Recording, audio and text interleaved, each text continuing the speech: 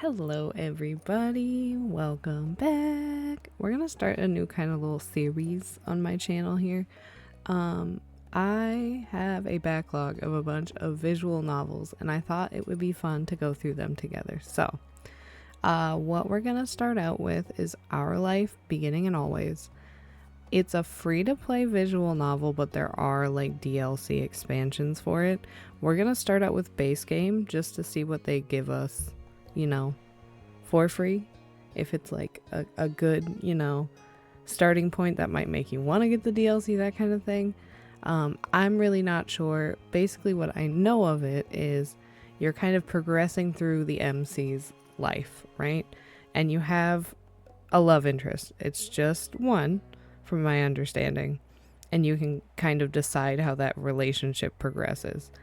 So, yeah, we'll get started. Okay, new file. Bing bong. Like gameplay explanation sections to appear. Sure. Welcome to Our Life, Beginnings and Always. You're welcome to enjoy the events and shape the story without reservation. And then, if you like, you can play again to try something new. There's only ever more good content to discover. We hope you have a nice time with Our Life. Thank you for playing. Okay, let's make our little character. I guess our little doll.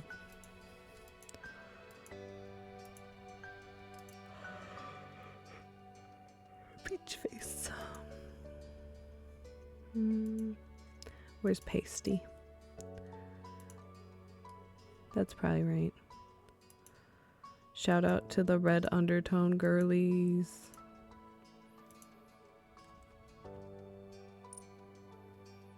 Okay.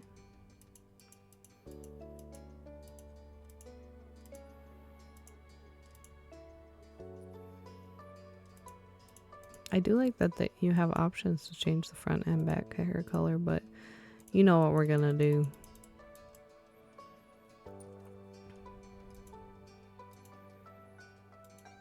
Let me add the back. And we can get a better idea here. The flowy is nice. Where'd we start out?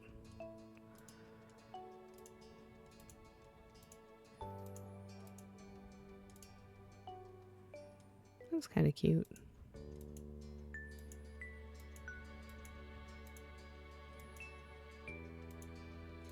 Dang, there's a lot of two-tones.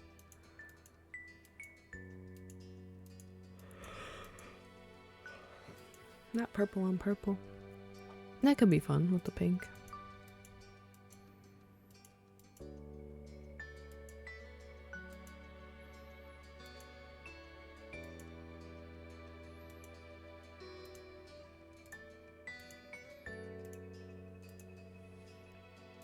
Not a bowl cut.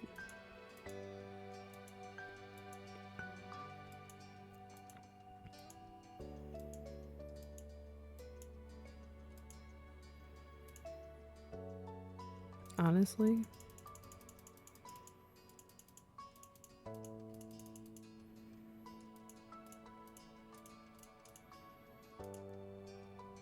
okay. I think we gotta change the back though. Let's do that. Because I think we can change them. Let's see.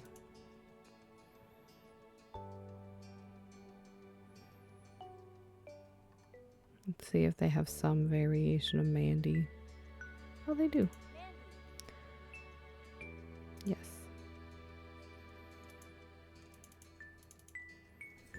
We'll do this. Okay. Next page. What do we got? That one you can't really see. Oop.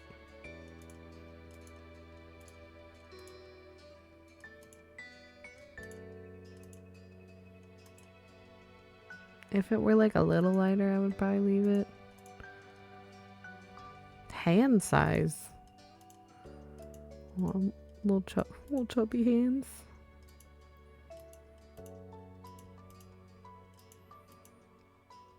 I was about to say, you gotta make the glasses go wider. That would hurt your eyeballs. Okay, we'll leave those alone. Alright, we're open to all.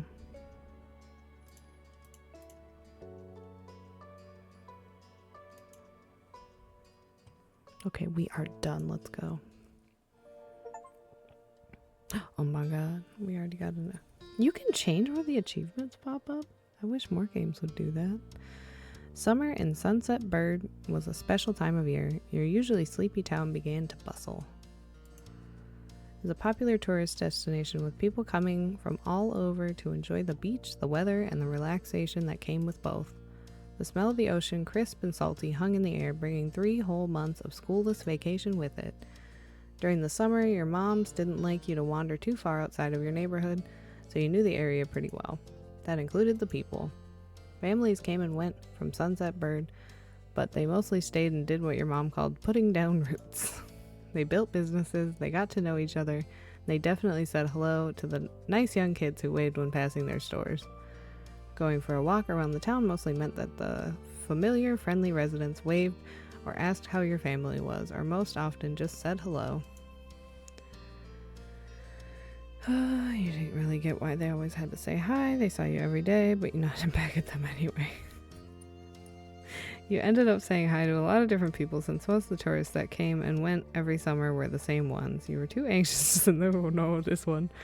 You were too anxious to say hi back to most of the other residents that greeted you, but they all knew you well enough to expect that. Let's do that one. They still smiled at you anyway, and that made you feel a little more comfortable. But today there was a man sitting on the curb outside your house. He was sitting there with his head in his hands, his whole body slumped over. You wondered if he was even a real person or a statue that had magically sprung up from the ground overnight. Whoever or whatever he was, you had never seen him before. One thing about knowing everyone in Sunset Bird was that people who you didn't recognize really, really stood out. It was rare for tourists to venture into the residential district, as your moms called it. So, for you, not knowing who a total stranger was set off a lot of red flags. Your moms had a talk with you and your big sister Lizzie about this kind of situation before. Listen, we don't need to talk about my listening skills. Some people aren't good to talk to, but other types of people can help you, even if you don't know them.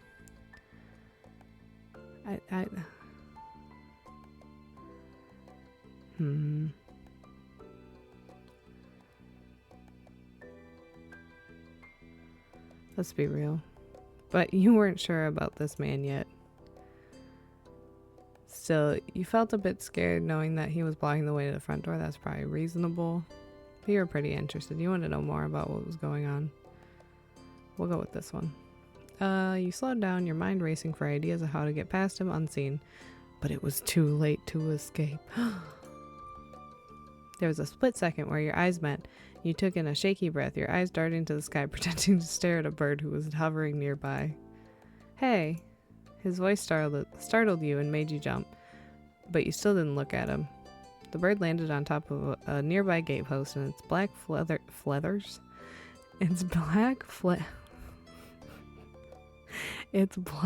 feathers ruffled against the gentle breeze. Trying to keep your eyes on it was tough, especially when the man stood up and started to make his way towards you. Still unsure about him, but willing to be friendly, offered the stranger a smile. Probably that one. The man gives you a grin of his own back. Do you live around here? What's your name? You looked at the man up and down, taking in his tan skin and relaxed appearance. At least his clothes were relaxed. The way he was acting wasn't. He had sharks on his shorts and a stingray tattoo. You wondered if he was obsessed with the ocean or something. Get over it. It's just the ocean. While you made your assessment, he looked at you expectantly, waiting for an answer to his question. I live here. I live right there. We won't be too approachable. Yeah, I live here. That's great. Looked happy to hear it, giving you a broad smile. Money? I love money. Hold on. He's gonna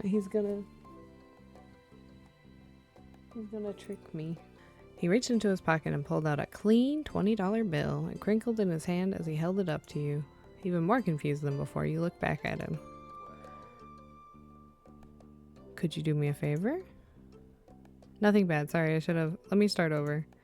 Cleared his throat and stood up straighter. From where you're standing, it just made him look creepier. I have a son. His name is Cove, who's about your age. Cove, that seemed like a strange name for an actual living person to you. Fair? You chewed on the inside of your cheek. This guy was definitely obsessed with water. He thought that was pretty cool.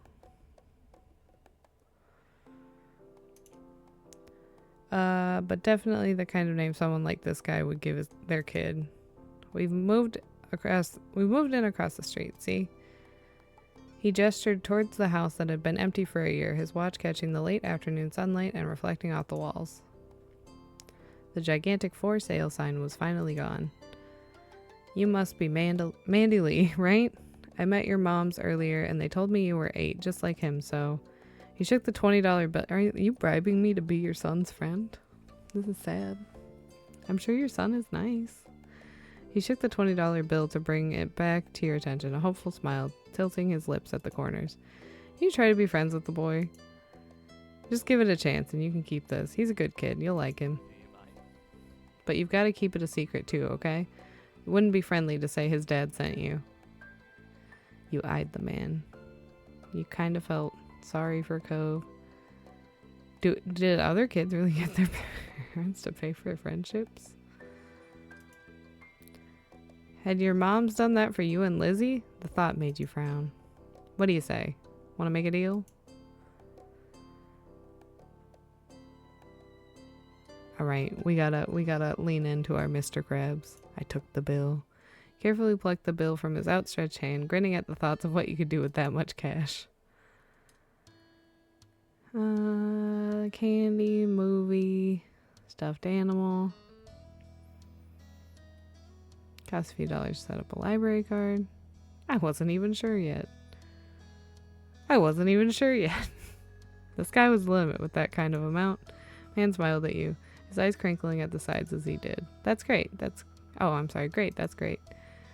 I'll bring him by tomorrow. I wanted him to meet and greet with the neighbors today, but I don't know where he's gotten off to. He laughed when he said it, but with the way his face looked, you thought he'd actually wanted to cry. If you see him, can you tell him to come on home? He's got a pink cast and glasses. You can't miss it. Sure thing. This definitely wasn't the normal way kids made friends. You knew that, but you were still gonna help. The man smiled and reached out to pat you on the head. He paused before doing so, then pulled his hand away instead. Your moms are already checking around for me. Such a thoughtful group you are. Now I better go look too. Can't put everyone else to work while I keep sitting here. I thought he might come back, and that's not what's important. I have to go. Thanks again, Mandy, so much. He jogged off down the street without another word. You decided to check the hills behind your house. Oh, pity. Step 1, first sight.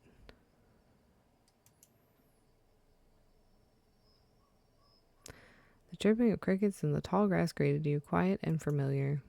From the top of the hill, you could see the ocean. As you walked, you listened to the crash of the waves on the shore, the seagulls squawking as they settled down for the night. You always loved the ocean. It was so much fun. You loved to hear stories about the sea, about the merfolk and sea serpents. You imagined living far beneath the waves. Didn't enjoy the beach all that much, especially the sand, which got that one. Sometimes Lizzie would join you, the two of you splashing each other in the waves. Those were the best days. You took in a deep breath. You wanted to try and relax, and couldn't. You weren't sure what, but something told you that you weren't alone, so you glanced around. There was a boy sitting at the top of one hill, almost completely hidden within the long grass and white flowers surrounding him. His head was buried in his knees, staring ahead by himself. For whatever reason, probably just that he wasn't paying attention, he hadn't noticed you yet. You watched him a minute longer, feeling a bit like you'd found a deer in the wild. Though the deer didn't have... Oh, is this how we, Not wavy eyebrows.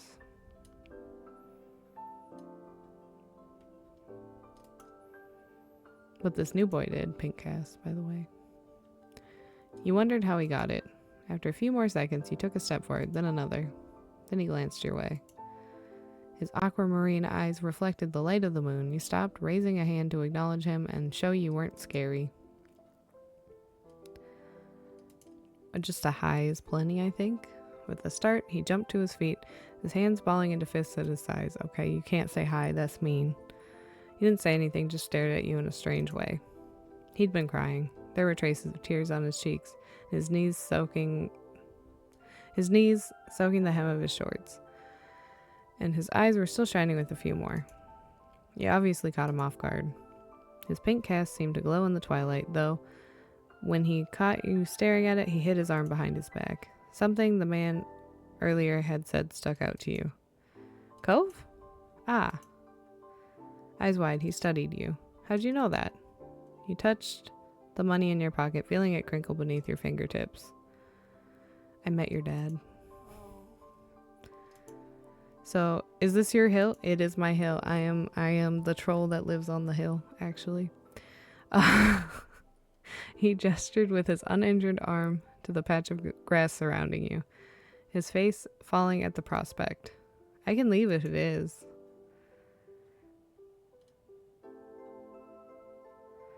He's sensitive right now, so we'll just shake our head. While doing so, you also picked a strand of lint off your leg. What a weird question to ask someone. Oh. He sat back down with a thump, resting his chin on his knees again. Curious about the strange new boy with the odd dad, you sat on the patch of grass next to him. The pure white flowers that covered this hill rocked back and forth, gently as the stars twinkled above.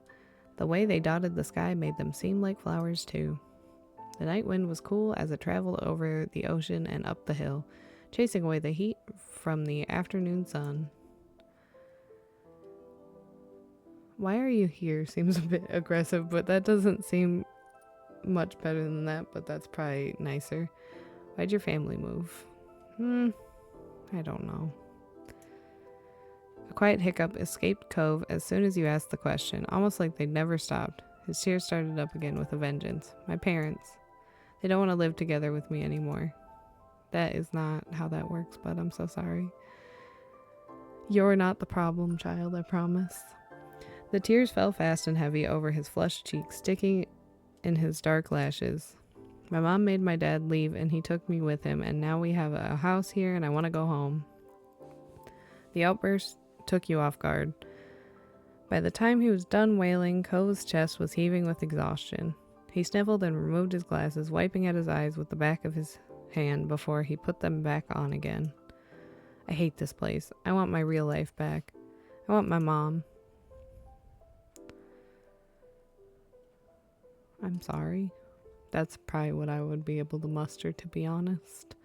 He slipped his hands underneath his glasses and pressed his fingers against his eyelids. Cove wound himself up again for another long crying fit. You felt bad for him, being forced to come here with no choice.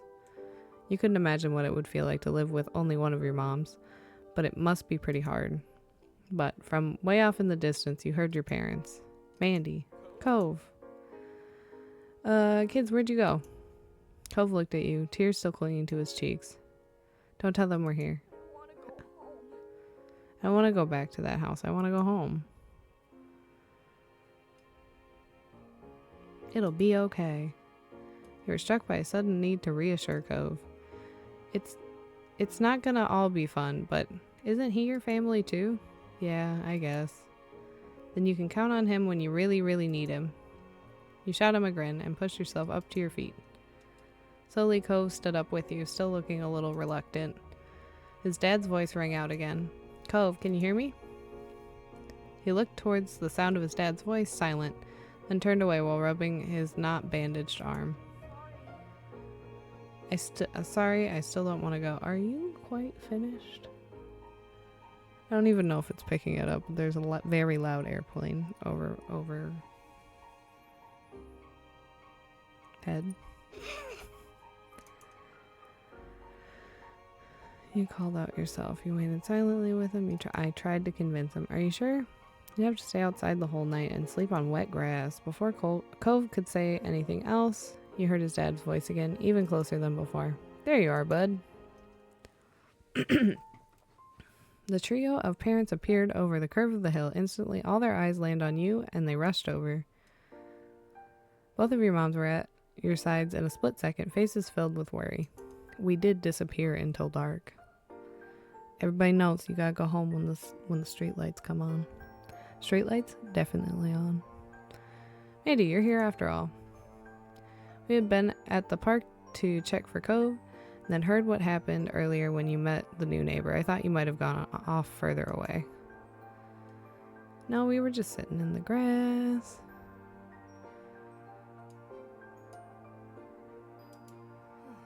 Thank God you're both fine. Were you two having fun out here? Hold on, I gotta take a drink. You looked over at Cove, who was wiggling against his dad's tight hug, pushing at his arms.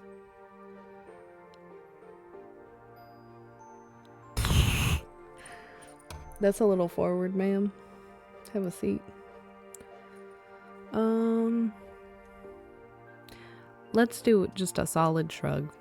That feels like a kid answer. He's new here, it was okay. Finally letting go of his squirming, scowling son, Cove's dad turned to the three of you. Thanks very much for finding him. I really don't know this neighborhood. Good thing Mandy knows this whole area so well. Absolutely, we should be getting home now. It's been a long day for us all. Say goodbye, Cove. Bye. The two of them walked off into the darkness, heading towards the neighborhood. You watched Cove's bright pink cast until it disappeared. Tell you what, we'll have a proper play date tomorrow, okay? Your new friend's dad wanted to bring him by to see you and Lizzie. How does that sound? It sounds like words. So true. Sure, can I show him my stuff? Of course. Then okay. Both of your moms laughed, the sound overlapping into a warm, familiar chorus. Mommy put her arm around your shoulder and led you towards the path. Satisfied and more than a little ready to go to bed after your long, exciting day, you followed them home. Okay. We get to set our feelings. This is how you feel towards Cove for this step. It can change in later steps. Okay.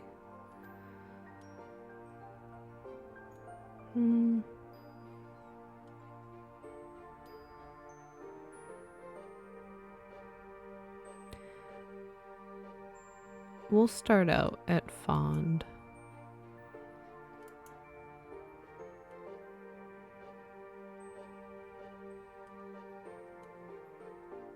Sure.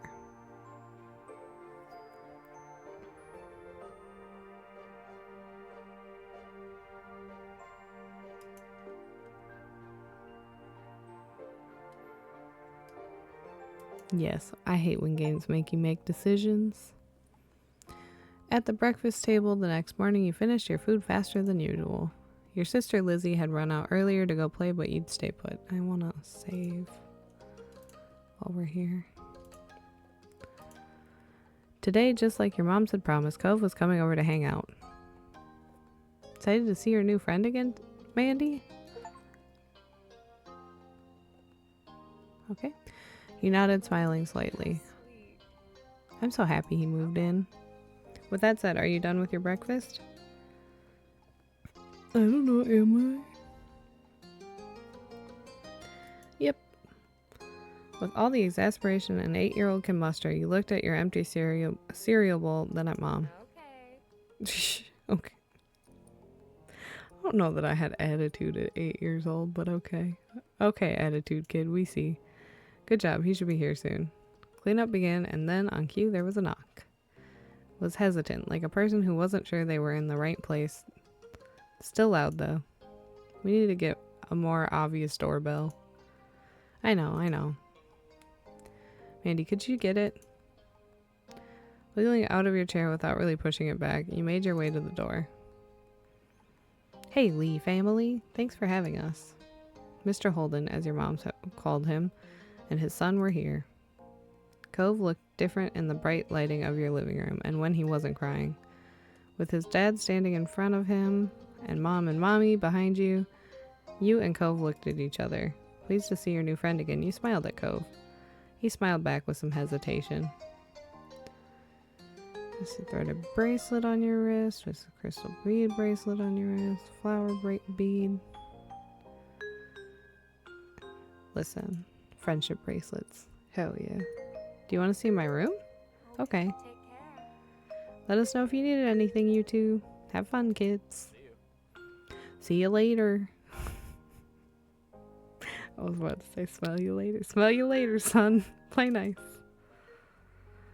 You led him to your room, puffing out your chest a little bit at the sight of your treasures. There are lots of stuffed animals, a cool bed, and a window to look out. The great room. You hadn't had anyone to show it to in a while, but you were really proud of it. You leaned in a little closer to one of your drawings on the wall. I like this.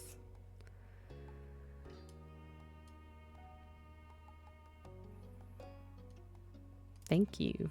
You're welcome. You smile at him. You're proud of that particular piece of art, and you were glad he noticed it. He turned to look around the room a little more, studying the books on your desk and the pictures on the walls. You started to feel a bit nervous. Felt the atmosphere was kind of awkward. You wanted to say something, but didn't know what, so you let him keep looking. Then his eyes landed on the tiny box of beach things you'd collected tucked away by your door. Took a step towards it before hesitating and pointing at it instead. What's that? A hoard of stuff I found on the beach. Do you have any driftwood in there? Dragging the box into the middle of the room, you and Cove flopped down next to it. Yeah. You gestured to a piece at the bottom, still covered with specks of sand.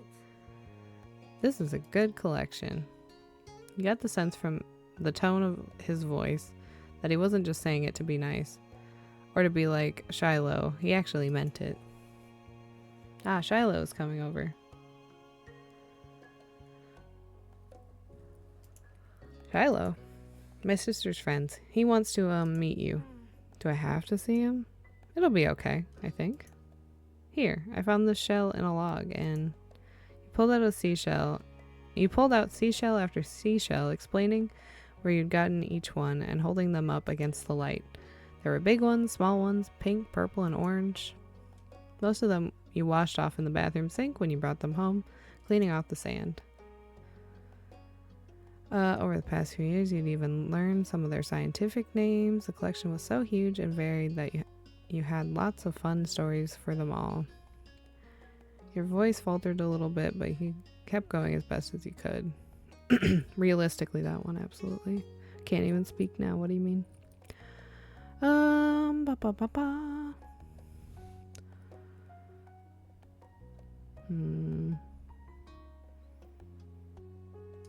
We'll go with that.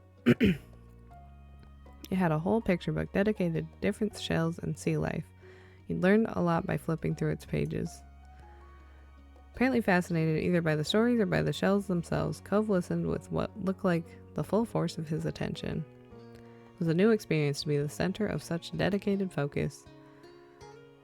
But Cove hadn't been mean to you, so you didn't mind. You smiled at him every now and then, and while showing him your collection. Kids, come down to the living room. You could tell the idea was making him unhappy, but Mommy wasn't giving you much of a chance to hang around. Cove hadn't been like this meeting you. You guessed it was because he thinks you found each other by accident, not that a parent made it happen.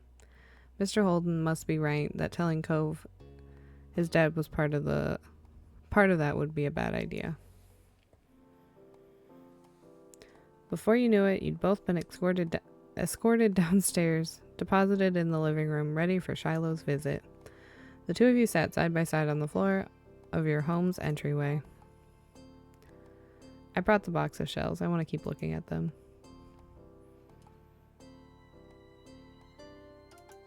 Not a big deal. Bust it open. We can keep looking while we wait for Shiloh. Cove reached in and pulled out a big orange shell. Oh. Like he hadn't spoken aloud yet, he turned to you and held it up, his eyes shining. I think this one is the best of them.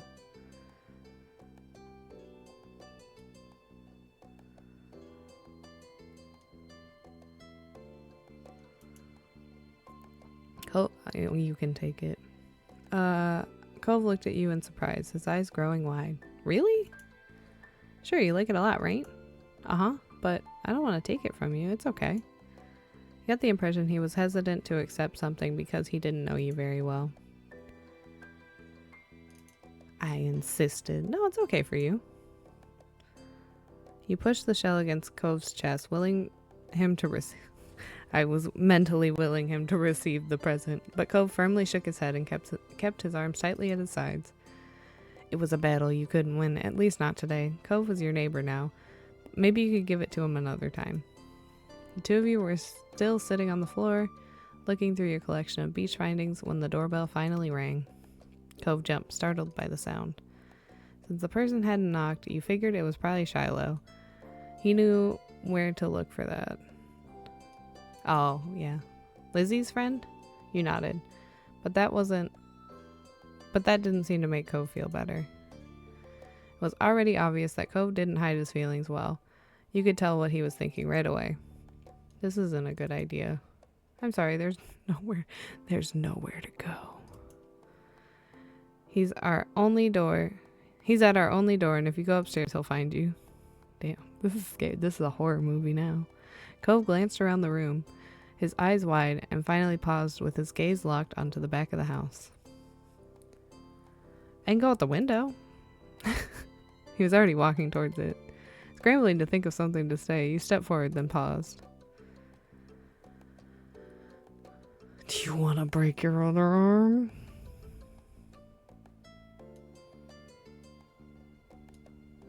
Shiloh is the least scary person alive.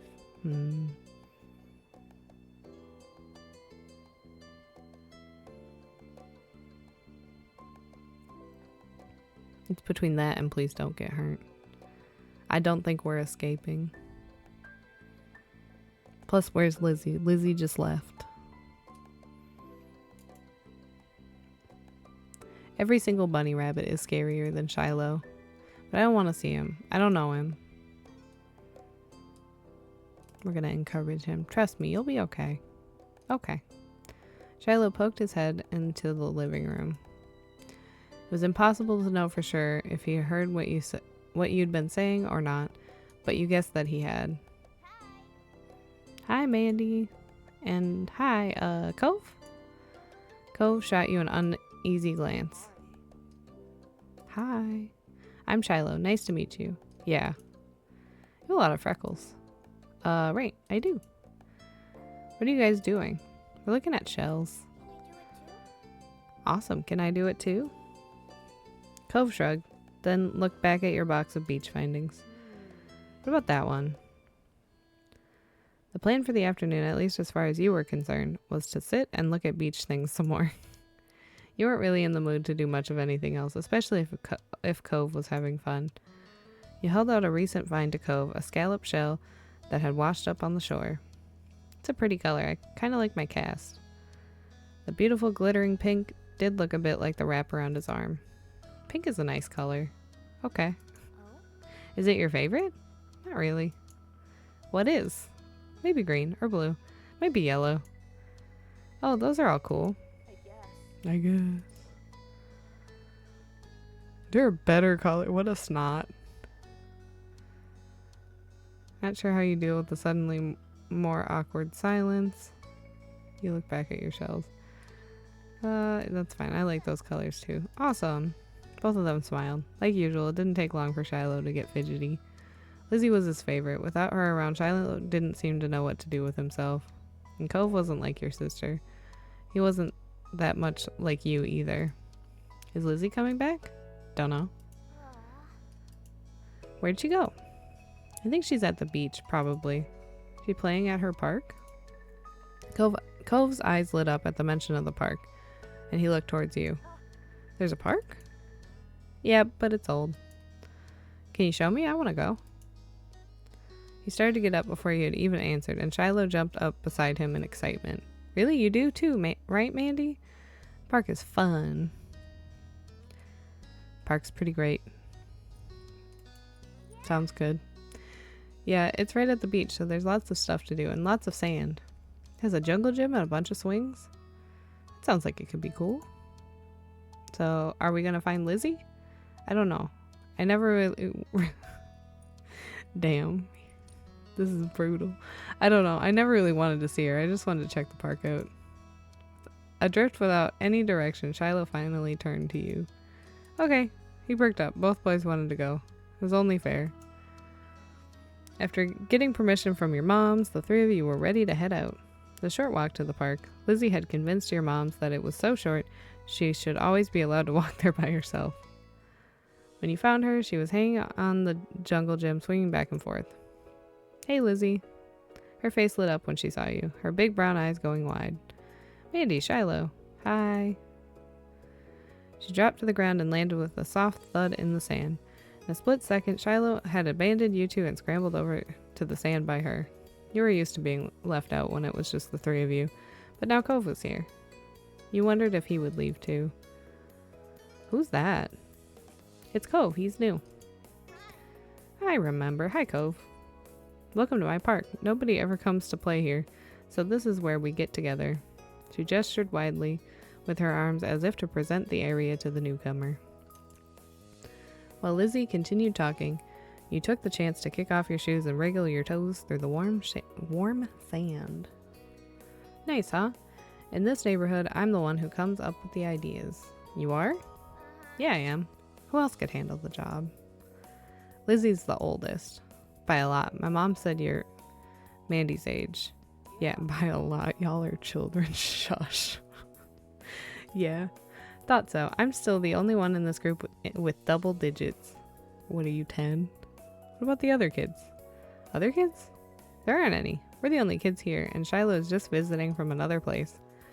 Not even the tourists really bring their kids here.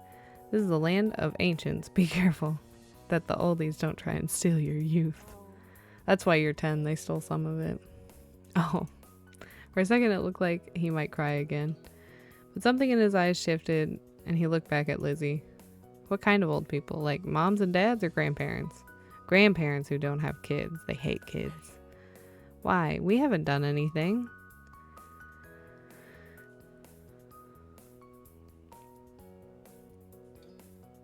So only some of them don't like kids. You interjected quickly, hoping Lizzie wouldn't take things too far. Cove sniffled, his forehead creasing with worry. Lizzie was staring Cove down, but Cove wasn't even looking at her anymore. He didn't seem to care that she was there. He went into his own head. Shiloh was the next one to speak, completely unaware of the situation. I met Lizzie and Mandy in school. You'll see tons of kids there once summer is over. I don't want to go to a new school. I don't want summer to end. Shiloh looked down at the dirt. He hasn't had much luck striking up conversation with Cove. I like summer vacation a lot too. All the building tension in the air suddenly vanished when Lizzie laughed. At Shiloh's discomfort, at how weird she thought Cove was, something else entirely you didn't really know, but she just laughed, face scrunched up. Welcome to Sunset Bird Cove. Take a seat, put up your feet, and get used to it. Ugh. You offered him a small smile that at least looked to reassure him some.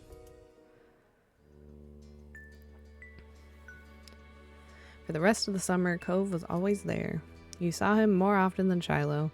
On some days, when she was in a bad mood or busy, you even saw him more than Lizzie. He became a staple of your everyday life, the way the sun and lunch and the beach were. During your first summer together, you really liked Cove. He was a fun person to play with, and he seemed to like playing with you too. Of course, that was only the start of things. Okay, I think we'll end this part here before we jump into one of these moments? Yeah, the moments. Okay. So, thank y'all so much for watching. We will pick this up, and you know me. We're gonna do all of them. We gotta know what's going on. So let's save. And we'll pick up back here next time. So, thank y'all so much for hanging out with me. I had fun. I hope you enjoyed as well. And I will see you in the next one. Bye, gang. Love y'all.